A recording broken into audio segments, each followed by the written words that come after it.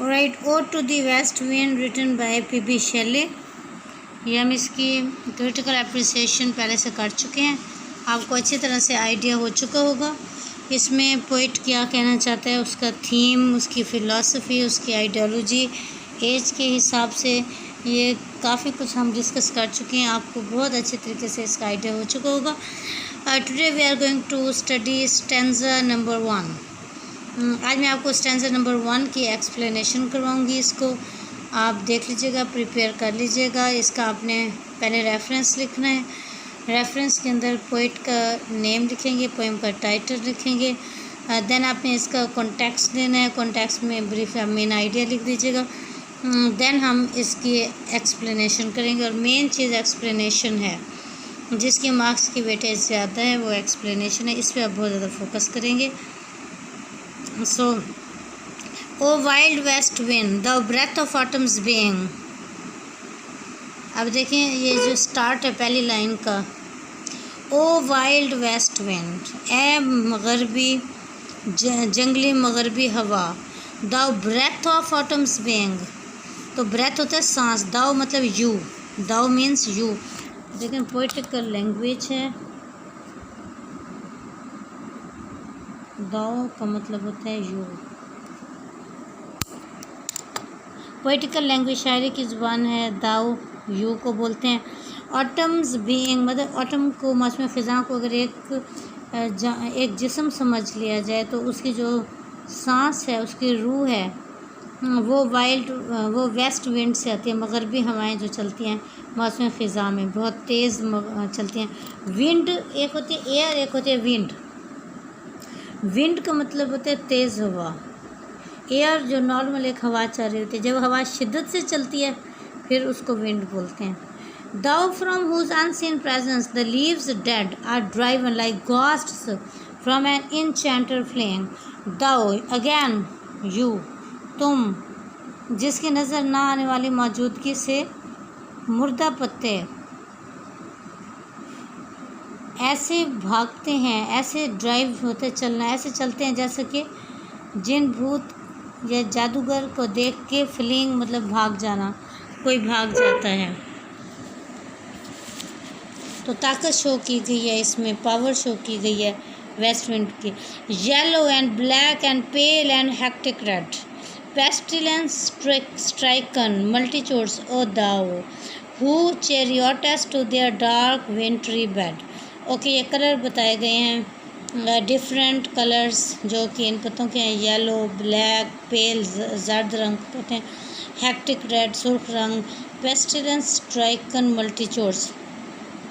Paste मौसम ख़ज़ां की वजह से मल्टीट्यूड बहुत बड़ी तादाद में जो ये पत्ते मुरझा जाते हैं। ओ दाओ, ओ तुम, who chariotest to their dark wintry bed, तुम जब चलो मौसम ख़ज़ां में बहुत बड़ी तादाद में पत्ते गिर जाते हैं, येलो हो जाते हैं, कोई ब्लैक, कोई पेल, कोई हेक्टिक रेड हो जाता है। बहुत बड़ी तादाद में पत्ते मौसम ख़ज़ां के ज़रिए असर आते हैं, लेकिन तुम हो जो उनके विंटरी बेड तक उनको लेकर जाती हो। The winged seeds where they lie cold and low, each like a corpse within its grave, until thine azure sister of the spring shall blow. Okay, winged seeds, अच्छा पत्तों के बाद अब आगे बीज, बीज जिनको विंटरी बेड तक, ओके, सीड्स को लेकर आती हो। कॉर्प्स होते हैं जैसे कि कोई लाश होती है जो अपने ग्रेव कब्र में जाती है। अब देखो उसके साथ उसको कंपेयर कर रहे हैं कि जब ये हवा चलती है तो जो पत्ते होते हैं और जो बीज होते हैं वो इतनी तेज़ी से ज़ेर ज़मीन आ जाते हैं जैसे उसे कोई ग्रेव में कब्र में दफना रहो। Until thine azure sister of the spring shall blow, जब तक कि तुम्हारी सिस्टर मौसम बहार स्प्रिंग सीज़न नहीं आ जाता, मतलब वहाँ पर ज़मीन के नीचे दबाव के रह जाते हैं। ये जो दबाव होता है उसको ये वेस्ट विंड देती है ऑटम सीज़न के अंदर, और जब मौसम बहार आ जाता है तो फिर वो जो बीज होते हैं वो ग्रो कर जाते हैं। Her clarion over the dreaming earth and fill driving sweet birds like flocks to feed in air with living hues and odours plain and hill. Okay, तो ये उनकी खुशबू वगैरह बताई गई है कि किस तरह से स्प्रिंग सीज़न आएगा तो ये पत्ते, ये बीज फिर से ग्रो कर लेंगे और खुशबू फैल जाएगी उनकी। Wild spirit which are moving everywhere. अब वाइल्ड वेस्ट विंड को वो कहते हैं वाइल्ड स्पिरिट, जंगली रूह। अच्छा, ये आर्ट मतलब ये जो सिंपल ARE होता है ये वही होता है, पोइटिकल लैंग्वेज है, पोइटिकल डिक्शन यूज़ की गई है। Wild spirit which are moving everywhere, तो ये जंगली रूह है तुम्हारे अंदर, ये हर जगह मूव कर रही है। Destroyer and preserver hear o hear, तुम तबाह करने वाली और तुम बचाने वाली भी हो, सुनो मेरी बात सुनो। ये तो मैंने आपको इसकी ट्रांसलेशन करके इसका मीनिंग समझा दिया। तो ये आपने लिखना है श्योरली एक्सप्लेनेशन में, इसको इंग्लिश में आपने सिंपल इंग्लिश में इसका कॉन्सेप्ट लिखना है। फिर उसके बाद अब हम आ जाते हैं थोड़ा सा टेक्निकल साइड पर। ये देखिए, वाह वाह वाह साउंड की ये जो रेपिटेशन हो गई है, WWW के, इसको एलिट्रेशन कहते हैं। तो एक तो एलिट्रेशन यूज़ की गई है, ठीक है, शुरू में ही। अच्छा, आप कहेंगे एलिट्रेशन यूज़ की गई, और alliteration the poet uses alliteration to produce poeticality and musicality in the poem. तो पोएम के अंदर ये जो लफ्ज़ों का चुनाव होता है एक जैसे मिलते जुलते साउंड का, वो क्यों किया जाता है? वो पोइटिकलिटी पैदा करता है, म्यूजिकलिटी पैदा करता है। अच्छा, फिर उसके बाद वो दूसरी बात आ गई, एक मैंने आपको एलिट्रेशन बता दिया। सेकंड आप कहेंगे वो ये एड्रेस है, इसको इंग्लिश में एपोस्ट्रॉफी बोलते हैं। एपोस्ट्रॉफी यूज़ की गई है, एड्रेस यूज़ किया गया। मुखातिब, जैसे कि किसी लिविंग बीइंग से हम मुखातिब होते हैं, इसी तरह से ये एपोस्ट्रॉफी एड्रेस यूज़ कर रहा है, उसके साथ साथ उसको पर्सोनीफाई भी कर रहा है। पर्सोनिफिकेशन या पर्सोनीफाई करना, इसका मतलब होता है नॉन लिविंग को लिविंग बीइंग की क्वालिटीज़ दे देना, इसको कहते हैं पर्सोनिफिकेशन। तो पर्सोनिफिकेशन भी यूज़ की गई है इसके अंदर, क्योंकि वाइल्ड वेस्ट विंड उस तरह से तो नहीं सुनती ना हमारी बातें, जिस तरह हम एक दूसरे से बातें करते हैं, लेकिन पोइट उसको ऐसे ले रहा है जैसे वो उसकी बातें सुन रही है। फिर उसके बाद आपने कहना दाओ का वर्ड यूज़ किया गया जो कि पोइटिकल डिक्शन है, पोइटिकल लैंग्वेज है, ये इसको डिफरेंट कर रही है आम ज़ुबान से। ओके, अच्छा, पहली लाइन बीइंग और तीसरी लाइन फ्लीइंग, ये राइम कर रही है, राइमिंग वर्ड्स हैं, बीइंग एंड फ्लीइंग। तो ये जो राइमिंग वर्ड्स होते हैं लाइन के एंड में, ये पोइटिकलिटी और म्यूजिकलिटी पैदा करते हैं। देन आप देखें रेड एंड बैड,